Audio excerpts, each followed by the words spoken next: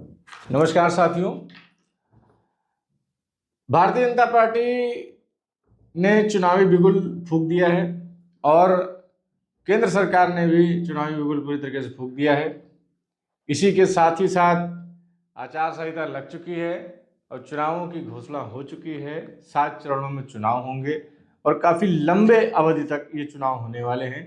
2 से ढाई महीना लग जाएगा ये पता करने में, ये पता लगेगा कि सरकार केंद्र में किसकी बनने वाली है।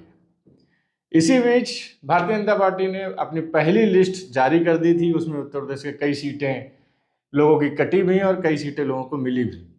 उम्मीद की जा रही थी कि लखीमपुर खीरी से टेनी का टिकट कटेगा, मगर ऐसा नहीं हुआ। इतने लंबे घमासान के बावजूद भी टेनी का टिकट कटा नहीं और उनको टिकट मिला। यही बहुत बड़े बड़े कद्दावर नेता भी लगे हुए थे और उसमें कई लोगों का नाम शुमार था कि इस बार इनका टिकट कटने वाला है, मगर ऐसा नहीं हुआ। उनका टिकट रिपीट हुआ और उनको टिकट मिला। अब हम बात करते हैं एक ऐसे क्षेत्र की, अवध क्षेत्र की बात करते हैं जहाँ पे अयोध्या, गोंडा, बस्ती इस टाइप के जिले आते हैं, श्रावस्ती वगैरह आता है, कुछ हिस्सा बहराइच का भी आता है।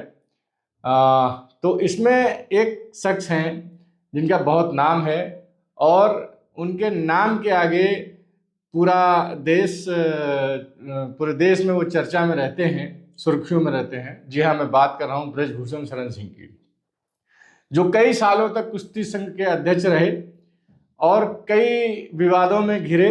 अभी लास्ट एक साल से आप लोग देख रहे होंगे कई विवादों में घिरे और विवादों में घिरने के बाद जो यौन उत्पीड़न का जो उनके ऊपर केस लगे, मतलब केस के आरोप लगे, और आरोप सिद्ध हुए या नहीं हुए वो तो बात अलग की है, मगर आरोप लगे, उस पर पहलवानों ने धरना दिया और बहुत ही पुरजोर तरीके से उनका विरोध किया गया।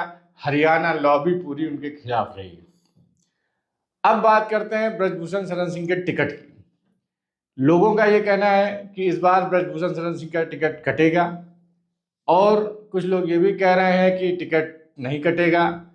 और पत्रकार लोग पूछा करते हैं ब्रजभूषण जी से कि अब इस बार सुनने में आया आपका टिकट कटेगा, तो गुस्से में वो ये भी कह देते हैं किसने नाम बताइए, किसने बताया टिकट कटेगा। जो भी है, इन सब सिलसिलों में जो ये पहलवानों का यौन उत्पीड़न वाला केस चलता रहा दिल्ली में, इसको लेके काफ़ी घमासान रहा और भारतीय जनता पार्टी इसमें कहीं ना कहीं घिरती हुई नजर आई। इसकी वजह से उन्होंने ब्रजभूषण को अध्यक्ष पद से हटाया भी, इस्तीफा भी दिलवाया, उसके बाद दोबारा चुनाव भी करवाए। मगर चुनाव हुए, चुनावों में ब्रजभूषण जी के कैंडिडेट की ही जीत हुई और प्रचंड जीत हुई। मगर कहीं ना कहीं वो एक ऐसा दबदबा था, जैसे कि दबदबा तो है और रहेगा, वो ऐसा दबदबा रहा कि उनका बंदा जीता और माला आप सभी लोगों ने देखा होगा ब्रजभूषण जी पहने हुए थे। कहीं ना कहीं सरकार भी ये भी अखरा, मीडिया एक्टिव हुई, लोग एक्टिव हुए, उन्होंने कहा ये तो वही बात हो गई, इस्तीफा देने से कोई फायदा नहीं हुआ, ये तो इनके रिश्तेदार के करीबी रिश्तेदार ही हैं। तो फिर उसके बाद फैसला चेंज किया कुश्ती संघ ने और उनको उस पद से हटा दिया गया। अभी तक इसका कोई फैसला नहीं हुआ है, दोबारा चुनाव होंगे कि नहीं होंगे ये नहीं पता चला।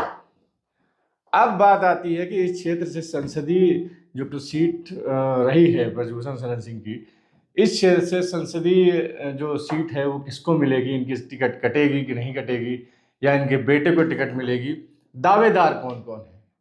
तो सुनने में आ रहा है कि सबसे मजबूत दावेदार जो इस समय करनैलगंज सीट से हैं, करनैलगंज के विधायक भी हैं, अजय कुमार सिंह जी का नाम सुनने में आ रहा है। कहा जाता है कि वो योगी जी के भी काफ़ी करीबी है। कहा जाता है कि वो संघ प्रमुख जो रहे हुए हैं जिस समय जो महासचिव हैं संघ के, बंसल जी, उनके भी काफ़ी करीबी माने जाते हैं और उनकी टिकट की दावेदारी काफ़ी पुरजोर तरीके से सुनने में आ रही है कि उनको टिकट मिलने की भारी उम्मीद है। अजय कुमार सिंह मौजूदा विधायक हैं अभी और उन्होंने काफ़ी अच्छे अच्छे कार्य अपने विधानसभा क्षेत्र में किए भी हैं और उनका जो पब्लिक रिलेशन है वो भी बहुत ही अच्छा माना जा रहा है उस क्षेत्र में, करनैलगंज क्षेत्र में। सीट की जो बात करेंगे, वो टिकट जो है कहीं ना कहीं अजय कुमार सिंह की दावेदारी बहुत ही जोरों शोरों से चल रही है, उनके समर्थक भी काफ़ी उत्साहित हैं। तो दूसरी लिस्ट में टिकट ब्रजभूषण जी का कटता है, अजय कुमार सिंह जी को मिलता है या नहीं मिलता है, ये तो दूसरी लिस्ट ही जब जारी होगी तब पता चलेगा। मगर दावेदारी अजय कुमार सिंह की बहुत तगड़ी है और तेज है। अगर अजय कुमार सिंह जी को टिकट मिलता है तो ब्रजभूषण जी क्या इनका सपोर्ट करेंगे या इनको हराने में लग जाएंगे, ये भी एक बहुत बड़ा सवाल है। क्योंकि ये जो क्षत्रिय जो ठाकुर लॉबी है इस क्षेत्र में बहुत ही एग्रेसिव लॉबी कही जाती है और बहुत ही भारी मत भी हैं इन लोगों के यहाँ पे। तो आपस में ही अगर ये लॉबी कहीं ना कहीं लड़ी तो हो सकता है मे बी कि कुछ अलग हो जाए, कांग्रेस को या सपा के गठबंधन को कहीं ना कहीं फायदा मिले।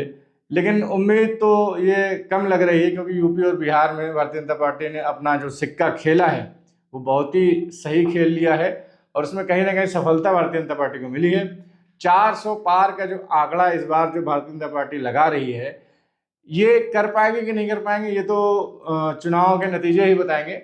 मगर उत्तर प्रदेश में इनकी स्थिति मजबूत है और टिकट बंटवारे को लेकर अजय कुमार सिंह जी की जो दावेदारी है ये भी काफ़ी मजबूत है। लग रहा है कि भारतीय जनता पार्टी अगर किसी को भी टिकट देगी तो वो जीत सकती है। अब ब्रजभूषण जी के राजनीतिक कैरियर का क्या होगा, उनके बेटे को टिकट मिलती है कि नहीं मिलती है, वो अपने बेटे को टिकट दिला पाते कि नहीं दिला पाते, ये भी एक बहुत बड़ा सवाल है। और सवालों में ही घूमते घूमते राजनीति है, ये एक ही जगह पे जाके जो टिकती है ब्रजभूषण शरण सिंह पे। तो सबकी निगाहें सबकी नज़रें उस समय रहेंगी जब वोट काउंटिंग का टाइम होगा या अगर कि सीट किसी को मिलेगी या नहीं मिलेगी, उस समय नजरें रहेंगी कि भारतीय जनता पार्टी का दबदबा ब्रजभूषण की वजह से है या फिर खुद पार्टी का दबदबा है, खुद उनके कामों का दबदबा है, ये देखने को मिलेगा।